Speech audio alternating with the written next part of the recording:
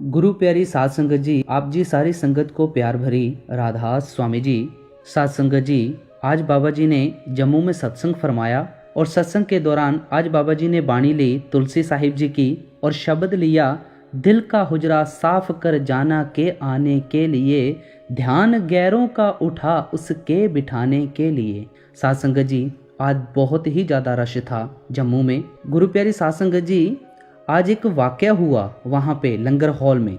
जब बाबा जी वहाँ पे दर्शन देने के लिए गए तो एक बीबी बाबा जी के पैरों में पड़ गई और बाबा जी ने उसको कहा कि जो मिलेगा भजन सिमरन से मिलेगा, और सेवादारों ने उन्हें साइड पे कर दिया। साध संगत जी, आज जो इस बाणी का फरमान है, तुलसी साहिब जी हमें क्या समझाना चाह रहे हैं, जो आज बाबा जी ने फरमाया, दिल का हुजरा साफ कर जाना के आने के लिए, ध्यान गैरों का उठा उसके बिठाने के लिए।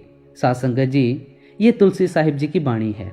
तुलसी साहिब यूपी के अंदर दखनी बाबा के नाम से बड़े मशहूर महात्मा हुए हैं। आपने जो कुछ कहा है बड़ी दिलेरी और निडरता के साथ कहा है। छोटी उम्र से ही मालिक की भक्ति की ओर आपका बहुत झुकाव था। आपके पिता भी मालिक के भक्त थे। उनका विचार था कि पुत्र को राज्य का काम सौंपकर कहीं एकांत में बैठकर मालिक की भक्ति की जाए। लेकिन जब आपको यानी तुलसी साहिब जी को पता चला तो पिता से छिपकर घर से निकल गए और उत्तर प्रदेश में आ गए। यहाँ पर आपने हथरस शहर को अपना निवास स्थान बनाया और दखनी बाबा के नाम से प्रसिद्ध हुए। श्री हुजूर स्वामी जी महाराज को भी आपकी संगति करने का मौका मिला था। ये शब्द आपने शेख तकी को समझाने के लिए फरमाया है। शेख तकी एक मुसलमान फकीर था जो काबा का हज करके वापस आ रहा था। उसकी खुशकिस्मती थी कि उसने आपके निवास स्थान के सामने अपना खेमा लगा लिया, जिसके कारण आपने बहुत से शब्द शेख तकी को समझाने के लिए फरमाए।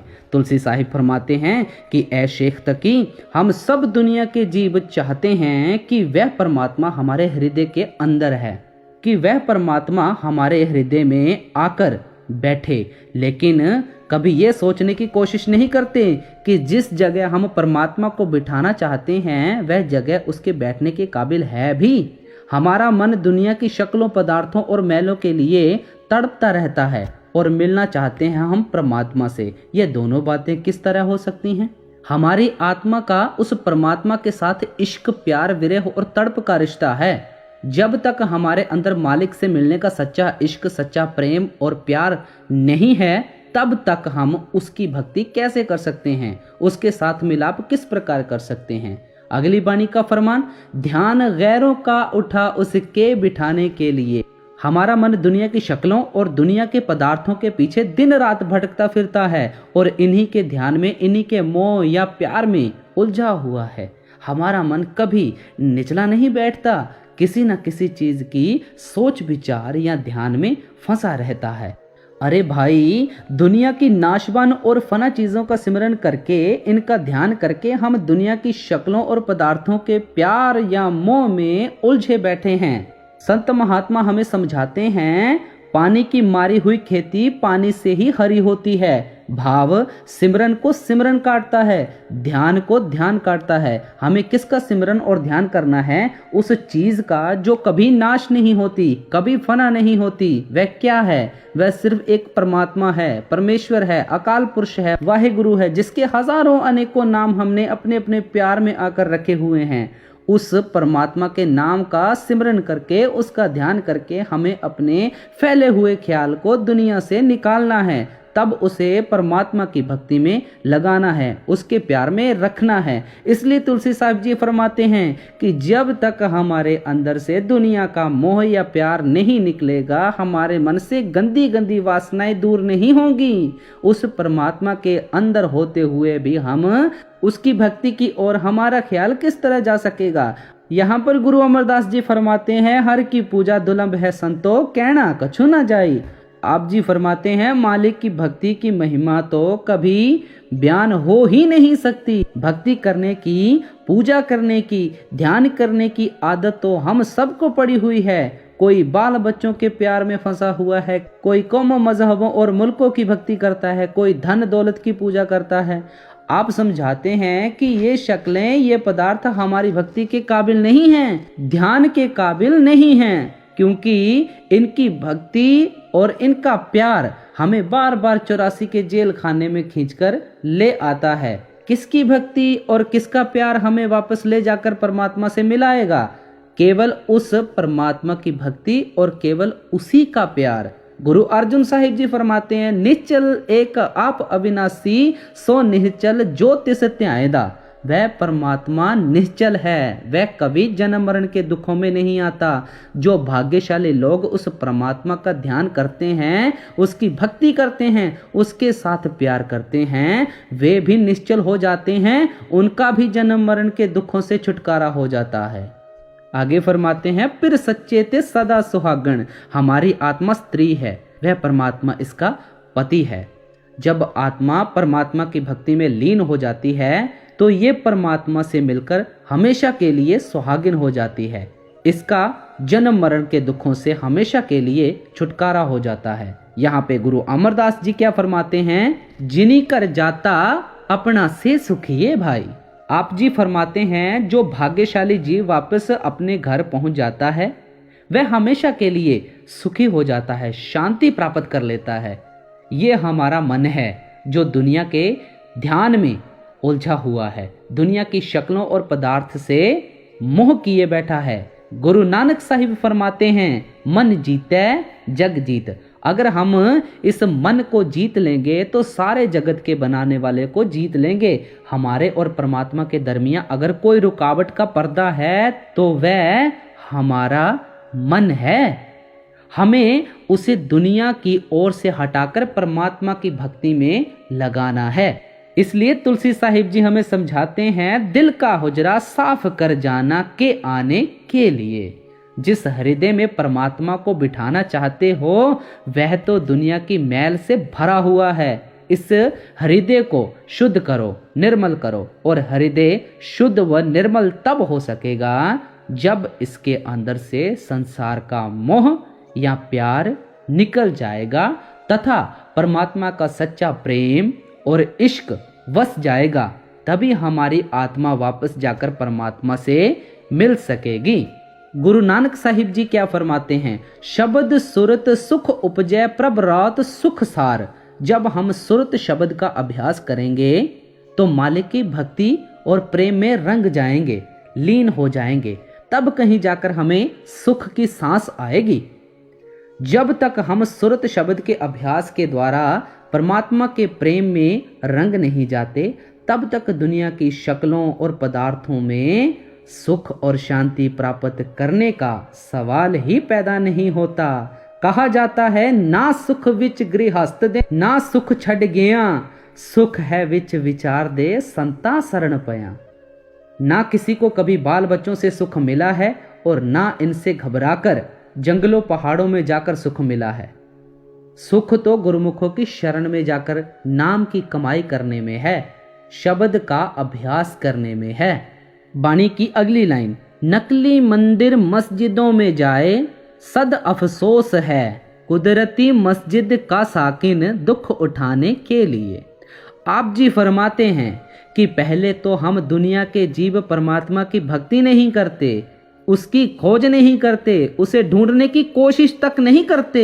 अगर हमारा ख्याल परमात्मा की भक्ति की ओर जाता भी है, उसकी खोज करना भी चाहते हैं, तो जहां परमात्मा रहता है वहां उसे ढूंढने की कोशिश नहीं करते। सभी बाहर मुखी हो जाते हैं, कर्म कांड में उलझ जाते हैं। जिस जगह परमात्मा बसता है वह हमारा शरीर है, हमारी देह या वजूद है। गुरु अमरदास जी फरमाते हैं, गुरमुख होवे सो काया खोजे होर सब भरम भुलाई। जो गुरमुख हैं, मालिक के भक्त और प्यारे हैं, वे देह या शरीर के अंदर जाकर उसकी खोज में लगे हुए हैं। बाकी सब दुनिया के जीव भ्रमों में फंसकर यहीं भूले फिर रहे हैं। गुरु अमरदास जी आगे फरमाते हैं, इस गुफा में अखुट भंडारा तिस विच वसै हर अलख अपारा। हमारा ये शरीर केवल हाड़, चाम और मांस का ही बना हुआ नहीं, 5-6 फुट लंबा मिट्टी का पुतला ही नहीं, वह परमात्मा जिसने सारे जग को जीवन दिया है, जो अलख अगम और अनंत है, वह भी इस शरीर के अंदर बसता है, इस देह में रहता है। गुरु अमरदास जी आगे फरमाते हैं, सदा हुजूर दूर ना जानो, गुर शब्दी हर अंतर पछानो। वह परमात्मा कोई जंगलों पहाड़ों में छिपा हुआ नहीं है, वह कहीं मंदिर मस्जिदों में छिपा हुआ नहीं है, वह हमारे शरीर के अंदर बैठा हुआ है। हमें गुरुमुखों के जरिए शब्द या नाम की कमाई करके उस परम पिता परमात्मा को अपने शरीर के अंदर ढूंढना है, शरीर के अंदर जाकर ही उसकी खोज करनी है। यहाँ पर कबीर साहिब जी फरमाते हैं, जो तिल माही तेल है, जो चकमक में आग, तेरा साईं तुझ में जाग सके तो जाग।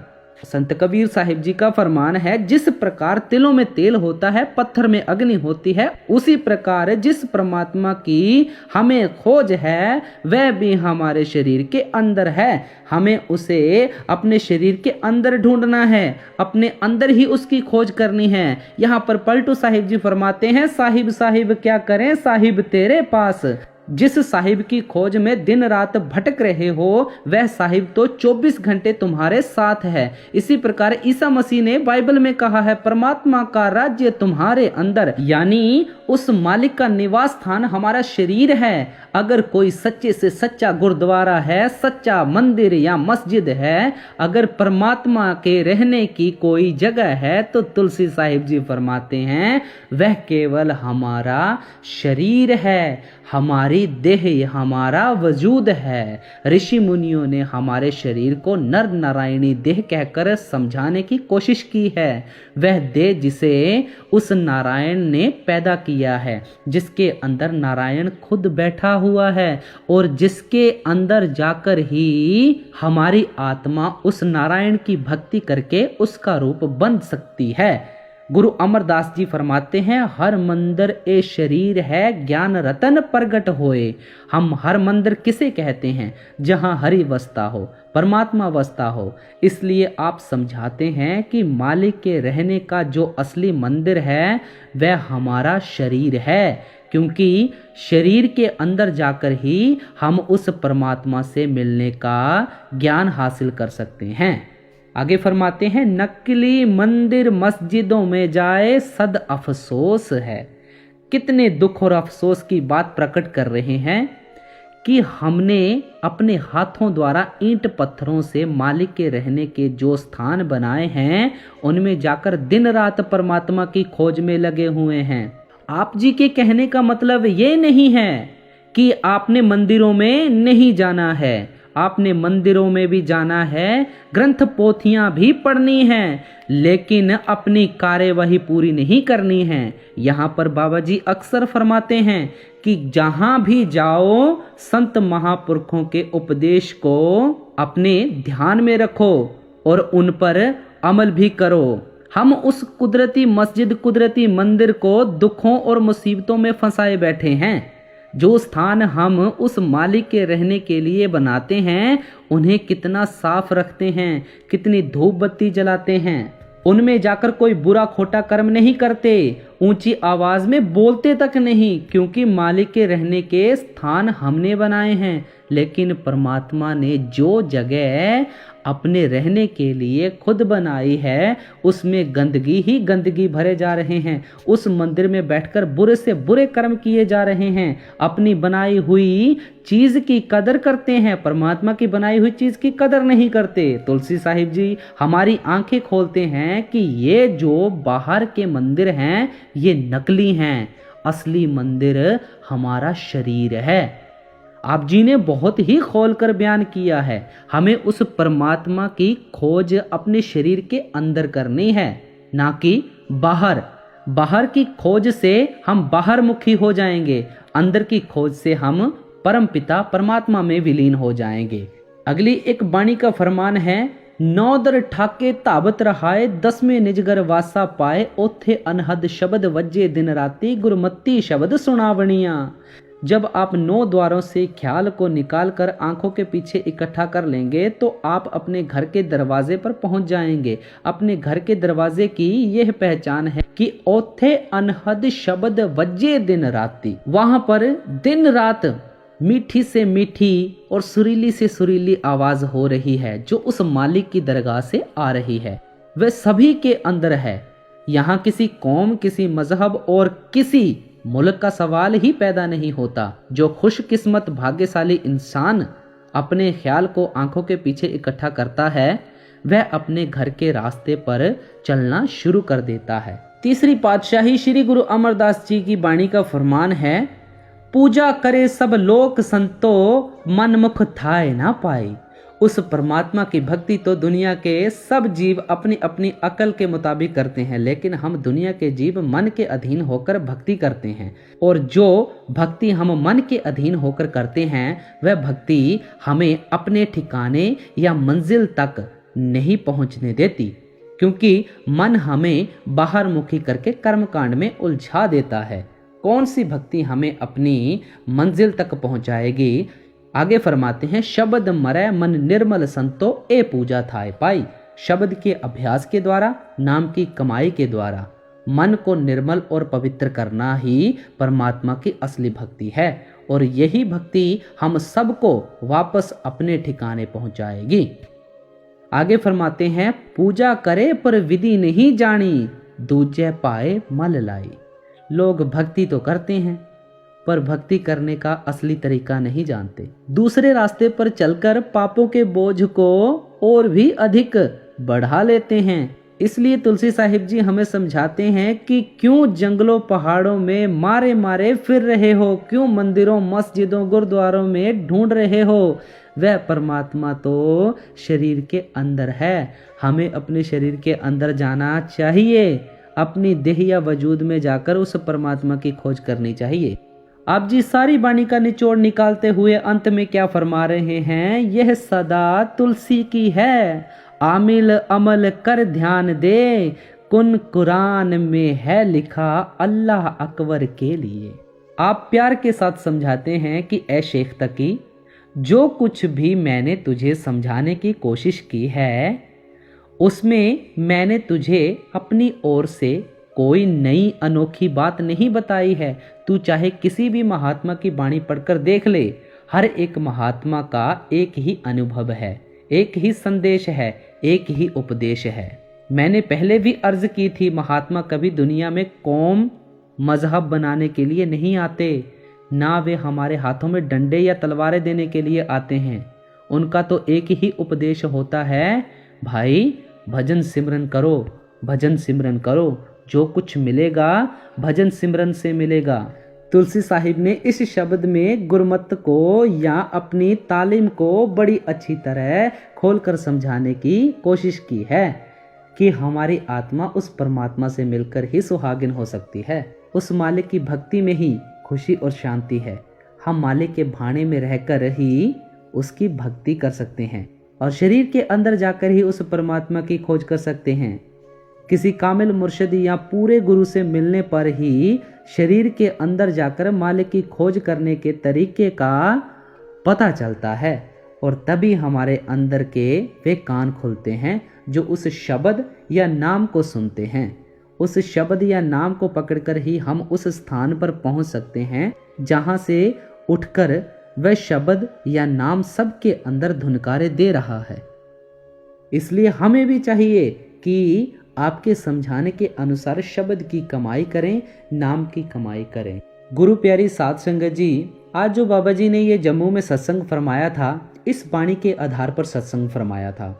देखिए कैसे तुलसी साहिब जी ने शेख तकी को समझाने के लिए फरमाया कि प्यारे, मालिक तेरे अंदर बसता है, उसे अंदर ढूंढने की कोशिश करो। लेकिन हम फिर भी कर्म कांड में फंस जाते हैं, कभी कहीं जाते हैं, कभी कहीं जाते हैं। क्या आप जी को अपने गुरु पर विश्वास नहीं है? अपने गुरु पर विश्वास रखें और गुरु के दिए नामदान के हिदायत के अनुसार नाम की कमाई करें और शब्द की कमाई करें। जो कुछ मिलेगा शब्द से मिलेगा। शब्द के अलावा और किसी में ऐसी ताकत नहीं है जो आपको दे दे। तो प्यारे साध संगत जी, इसी के साथ मिलते हैं कल एक और नई बड़ी अपडेट के साथ। चैनल को सब्सक्राइब करके रखें क्योंकि कल बहुत इम्पोर्टेंट अपडेट्स आने वाली हैं। तो गुरु प्यारी साध संगत जी, राधा स्वामी जी।